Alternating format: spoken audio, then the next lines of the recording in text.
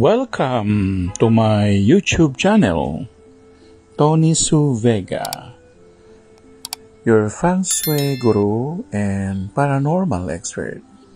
Today is Wednesday, May 8, 2024, Day of the Monkey. Best color, lilac.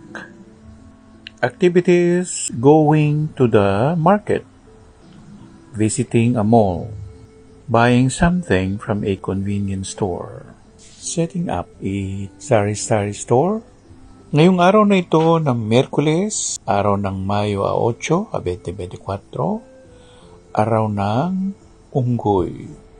Pinakamagandang kulay ang lila. Mga gagawin sa araw na ito: pagpunta sa mall, pagbili ng mga gamit o bagay o pagkain sa wet market o dry market, pagpunta sa isang lugar gaya ng tindahan. Maraming mga katanungan sila saan natin binabase ang color of the day. Kasi nag-a-adjust tayo. Ang monkey, ang tunay niyang kulay ay puti o silvery. Sa Western Astrology, ang Wednesday ay araw ng Mercury.